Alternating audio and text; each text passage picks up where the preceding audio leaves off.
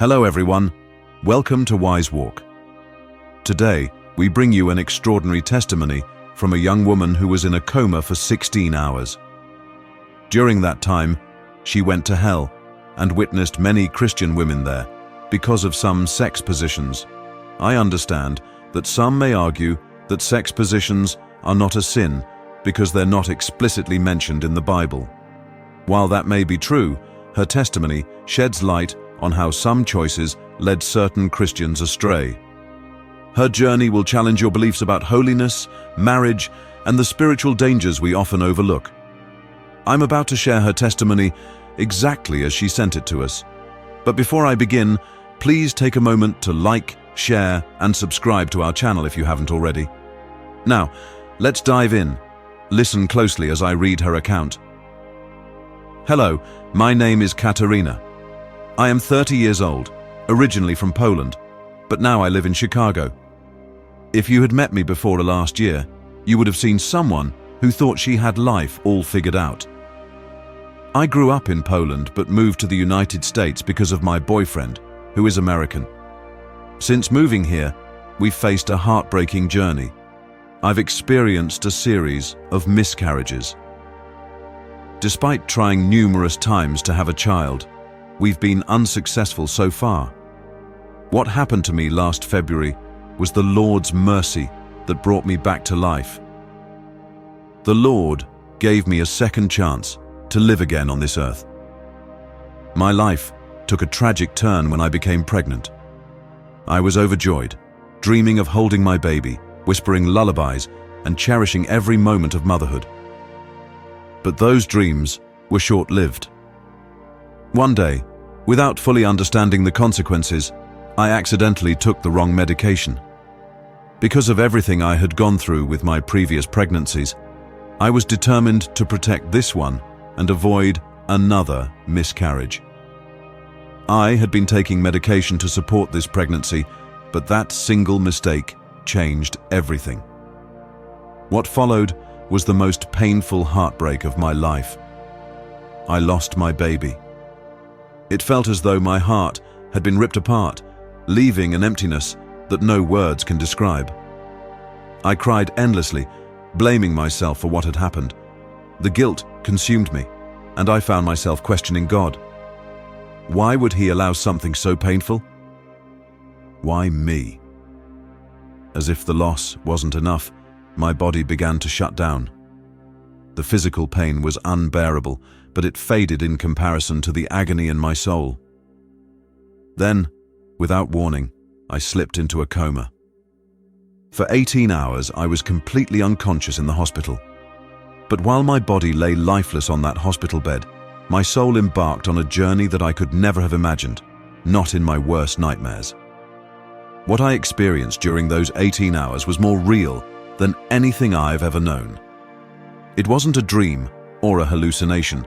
It was an encounter with eternity, a glimpse into the horrors of hell and the overwhelming mercy of God. I am sharing this testimony with trembling hands because the Lord has commanded me to speak. He told me, "Warn my children, Katarina. Speak, even if it is uncomfortable, because too many are perishing." So, as much as it pains me to relive these memories, I must tell you the truth. My story is not just my own. It is a warning for you, your family, and everyone you love. When I opened my eyes, I wasn't in my hospital bed. I was standing in a place that defied explanation. At first, I thought I might be at the gates of heaven. The light was blindingly bright, and I felt an overwhelming sense of fear. I saw a magnificent gate, shimmering like gold, and I instinctively knew where I was. My heart raced with hope, but it was short-lived. As I approached the gate, I saw the Lord standing there. His presence was glorious, yet His expression was sorrowful. His eyes seemed to pierce through my soul, revealing every hidden thought, every sin I had ever committed. I fell to my knees, crying, "Lord, I'm here. Please, let me in." But He shook His head. His voice was filled with sorrow and authority as He said, "Depart from me.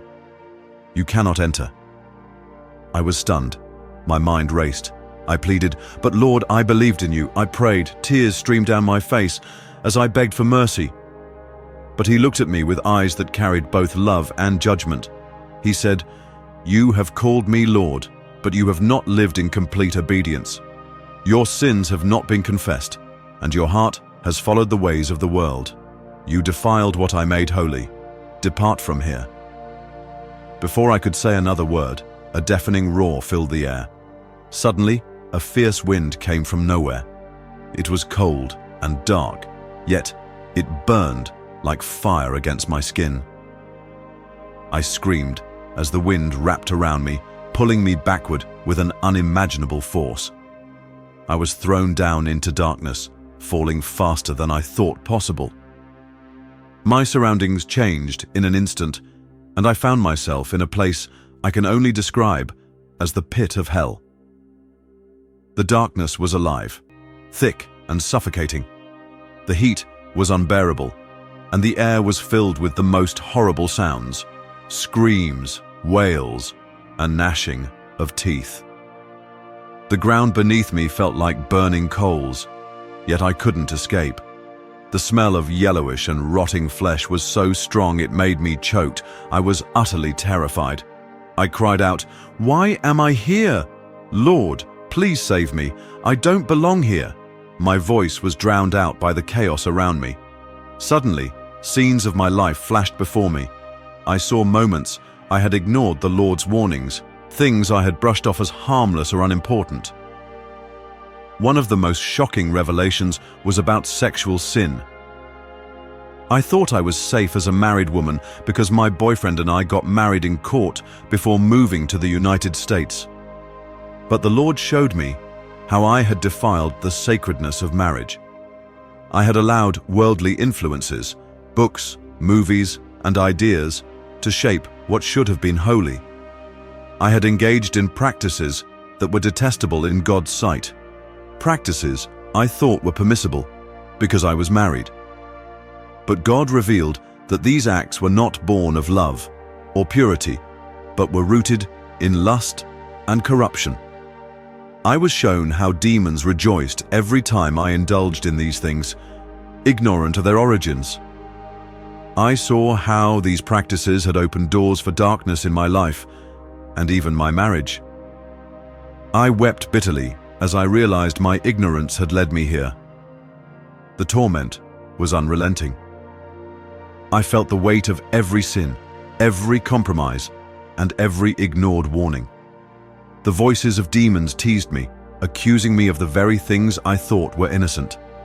The words of the Lord rang in my ears. "My children perish for lack of knowledge."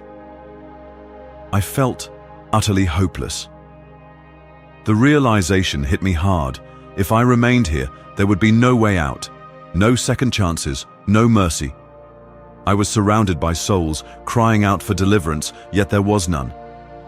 My spirit was crushed, but deep in my heart, I clung to the faintest hope that maybe, just maybe, the Lord would still hear my cry. And that's when something miraculous happened. In the midst of my torment in hell, the Lord revealed a shocking truth that I had never heard before.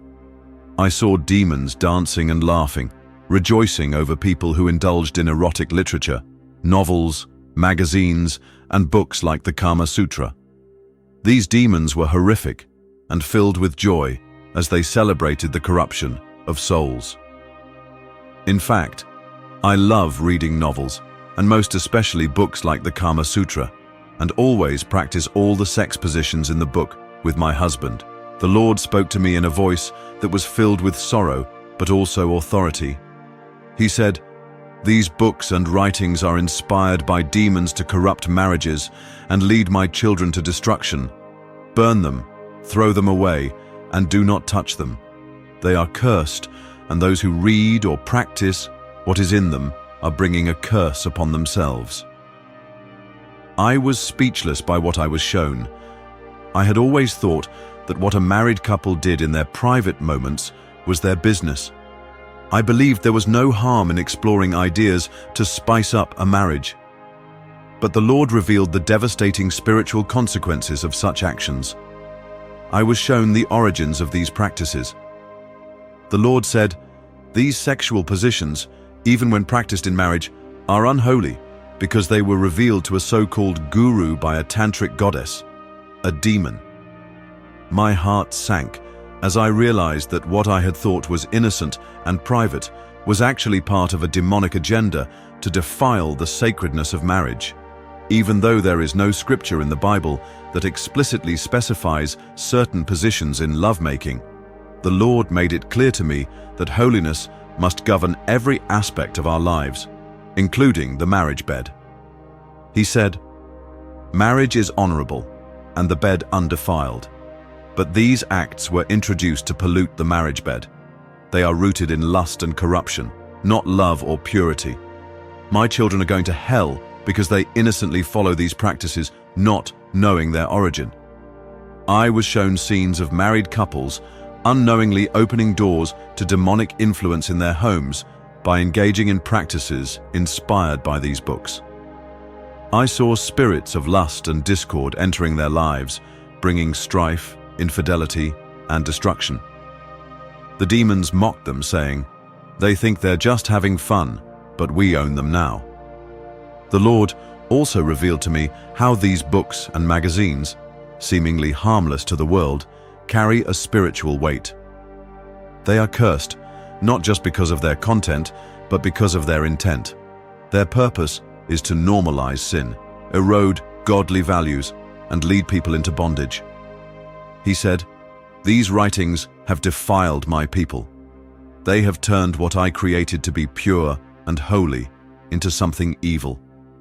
Teach my children to return to holiness. Tell them to burn these books, delete these e-books, and renounce these practices. They do not belong in the lives of those who follow me."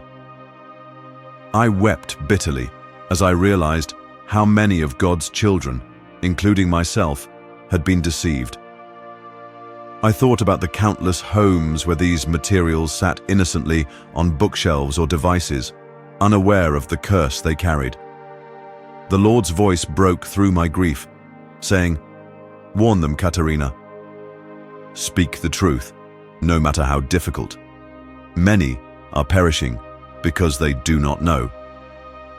The weight of his words crushed me. I saw countless souls in hell, many of them crying out, "I didn't know. No one told me." But it was too late for them.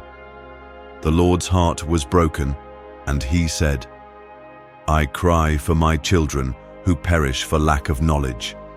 Go and tell them. Save as many as you can." This revelation was difficult to accept, but I knew it was the truth. The marriage bed is meant to be a place of love, unity, and holiness. Anything that defiles it, even unknowingly, is an affront to God's design. The Lord's warning is clear. Stay away from these materials and practices. Choose holiness, for without it, no one will see the Lord. As I stood in hell, I saw countless souls being tormented. A woman bound in chains and burning. She was there because she used love spells to attract a partner. A mother screaming in regret. She encouraged her daughter to read sexual novels, saying it was harmless fun. The torment was beyond what words can describe. A businessman drowning in boiling liquid, he used prostitutes and justified it by saying he was unmarried. I saw people crying out to Jesus, but it was too late. I cried and begged for mercy, and that's when the Lord appeared to me. His face was filled with sorrow, and he said, "My children perish because they lack knowledge. They innocently walk into traps set by the enemy. Katerina, you must tell them, warn them, even if it is uncomfortable, you must speak." I told the Lord, "I'm ashamed, Lord. I don't want to talk about these things. They are too private." But he replied, "If you don't, more souls will be lost. You must warn them before it's too late." He also warned me about love potions, charms, and horoscopes. These are all tools of the enemy, to deceive and destroy. Stay away from anything that promotes unholy love, he said.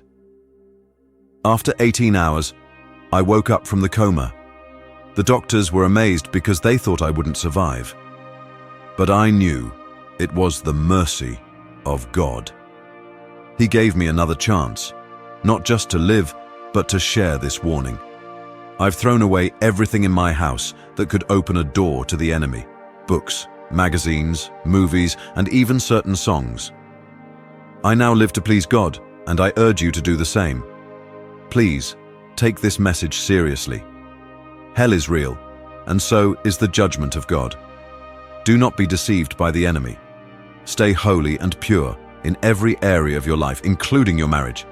Teach your children to honor God and avoid anything that could lead them astray. The Lord is crying over his children who are perishing because of ignorance. But now you know. Please share this message with others so they can be warned. Thank you for watching this powerful testimony of Katerina's near-death experience. Don't forget to subscribe to this channel for more testimonies, Christian teachings, and messages that bring you closer to God. Stay connected, stay prayerful, and stay holy. God bless.